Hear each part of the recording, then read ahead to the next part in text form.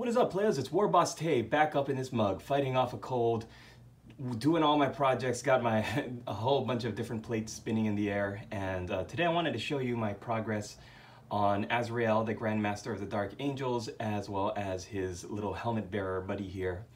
And this model is in metal. It's the old metal model of Azrael that was released in the 90s, I believe. And I think that when you line him up next to the Primaris Marines of today, and even some of the other Dark Angels characters like Belial that they'd released in the previous release of the Dark Angels, and the Dark Angels Deathwing Knights and everything, the Games Workshop has slowly been getting bigger, bulkier, more grandiose in their scale. And this guy just doesn't really do it as much anymore. Although when he first came out, I remember picking up one of these models and I never got around to painting it, but I just thought, oh, he looks so great. He looks so heroic holding up his sword, and he's got this huge beefy combi weapon and his back banner, and he looked just so majestic. And I never got around to painting him because I was intimidated. But now you put him up on the table and he's completely dwarfed by the Primaris Marines and the Centurions and the even Terminators. So Games Workshop slowly getting bigger with their models, and their older ones, unfortunately, are usually left behind. So what I'm going to do is, my original plan was to film tutorials, because it's been so long since I've done those, and I really, really wanted to, and just things didn't work out the way that I had hoped, and so it's still going to be a little while before I get back to doing regular tutorials, but unfortunately, I wasn't able to put together the footage that I wanted to. But with the re-release, or the new release of the Dark Angels Codex for 8th edition, I thought, hey, what better time than now to post up a video talking about these characters in case you would like to paint them up for yourself. So first, what I'm going to do is I'm just going to show you a little spin. I'm going to take a little roundabout spin, show the back here. Pretty simple, nothing too crazy. I just did a transfer of the Dark Angel symbol there just because his right shoulder pad was looking a little bare, and I couldn't really find what Games Workshop put on his right shoulder pad. It's otherwise blank.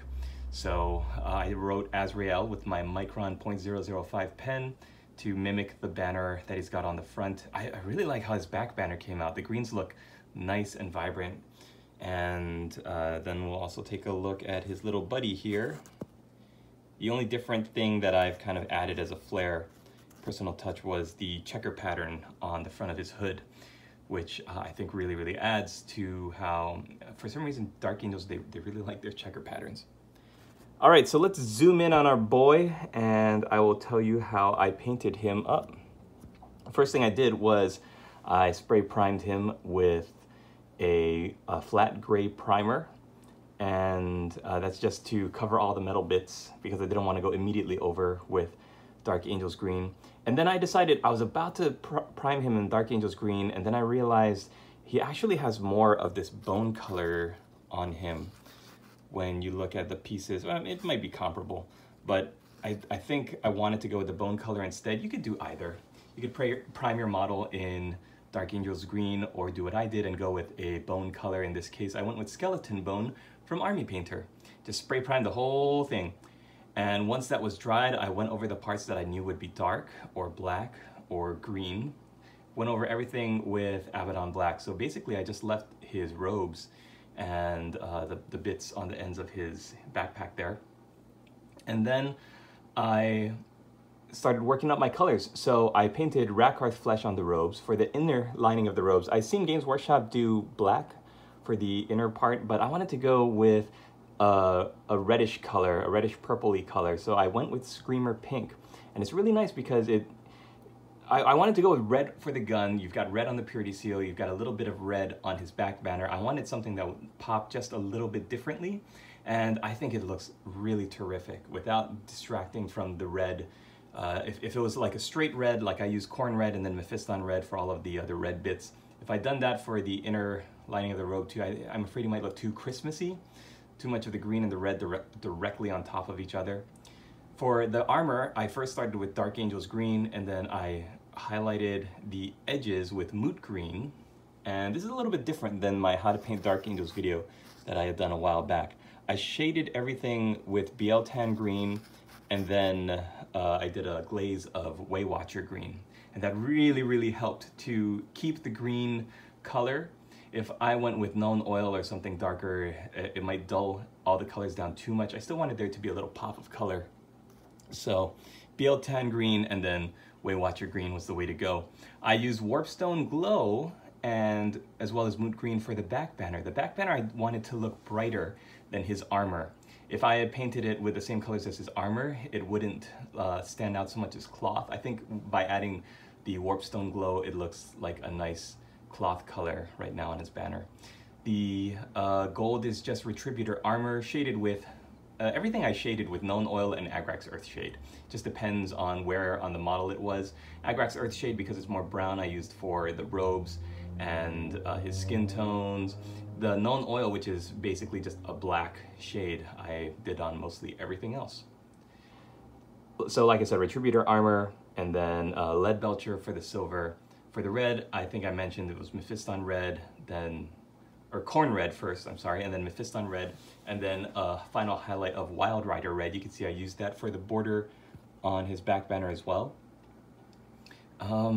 As well as the little cummerbund his death figure has. And for the whites, I started with Celestra Gray. I highlighted up with Vallejo's white, and then I shaded with Known Oil. But when I was shading my white areas, I made sure that I watered down the colors quite a bit because I didn't want that Known Oil to get too dark and to really muck up the details.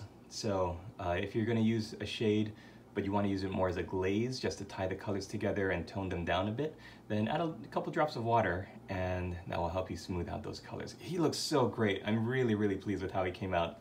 I'm looking at him right now as I'm talking, and I'm just really pleased. There are some bits I have to touch up before I do my spray varnish and send them off to the client, but it's just things like his boot needs a little bit of paint, a little bit more on the front. And yeah, just basic small little things like that. I'm really pleased with how he came out. The skin was basic flesh tone from, let's see. Oh, it's from that Nocturnal Fantasy Pro. It's a Vallejo line, but I found that it works really well. It's natural flesh from the Nocturna Fantasy Pro series. You can also use any skin color that's not Games Workshop. Games Workshop skin tones are a little bit too yellow for my taste. So Vallejo makes a great range of different skin tones. And I do use Games Workshop's Rayclan Flesh Shade though, because it's really terrific at adding a nice red tinge to the skin tone and getting it a little bit more ruddy and realistic looking. I believe that's it. There's nothing else to really talk about. The banner is sculpted on, which is great because you're basically just painting within the lines. And once you add a shade to the banner, it really helps to tone down the brush strokes effect. You don't want anything to look like it's painted on by your brush, so you want to always thin your paints when you take them out of the pot. Put it on a wet palette, thin your paints down. It'll make it a lot easier to control your paint. And yeah, don't be afraid when you're looking at a model that's kind of intimidating. Like Azrael here has been one of my favorite characters, one of my favorite looking models ever since I was a kid. But I'd never painted him because I always felt intimidated by the model, by the different folds. Like, how do I get the shadows just right? And what I found is that you just mix and match. So after I shaded the robes with Agrax Earthshade, I also went and shaded some of the lines and the folds with Seraphim Sepia to give it a nice yellowish shade as well. Highlighted back up with Rakarth Flesh, and then I added in a touch of, okay, so this is scale color. I don't think this is a Vallejo company, but it's kind of similar to Games Workshop's Palette Witch Flesh. It's called Mojave White, scale 75. But this is another product that I really like. It's perfect step up from Rakarth Flesh. So anything that I paint with Rakarth Flesh, I highlight by adding some of that Mojave White. It's perfect. It's fantastic for taking it a step lighter than Rakarth Flesh.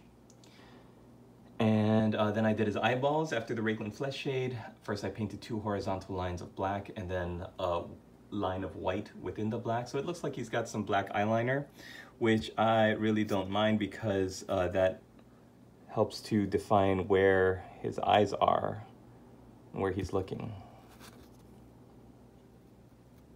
There's a little bit of shadow. Let me see if I can bump the light up a bit. And you can't really see the whites of his eyes, but they're there. And yeah, I went over the purity seals with some Micron pens, pen work, and everything else, like the highlights for the banner are just done in Mechanicus Standard Gray.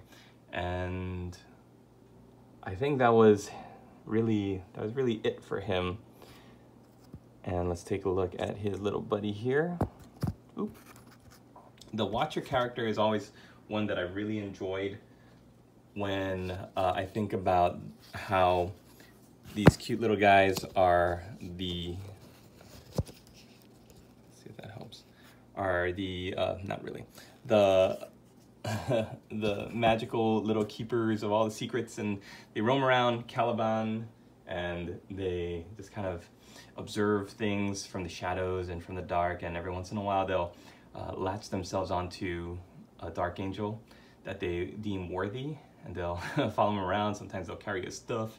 I think it's a great thing in the narrative, like little, I guess that would be like this, the Jawas, rather than, yeah, not the Ewoks. The Ewoks are the little furry ones, but they look like little Jawas in their oversized robes. And it's funny because it looks like they're wearing Space Marine boots, like Space Marine armor boots. Basically, he was done in the exact same robe color combination. Rakarth Flesh with Mojave White for highlights, shaded with Agrax Earthshade and Seraphim Sepia. The reds on the wings of the helmet were the same color combo of reds that I'd already mentioned. And I used Screamer Pink for his red rope belt just to tie in and match him with Azrael. He's got that pinkish purple look there. And that's gonna do it for me for this one. Thanks for watching, everybody. I'm going to go off now and get my Ezekiel model, and I'll walk you through how I painted him up. But hey, if you've got any questions, or if you want to leave a comment, you can just throw it down below. Very happy to always hear comments from my viewers. And hey, if you're not subscribed to my channel, hit that subscribe button.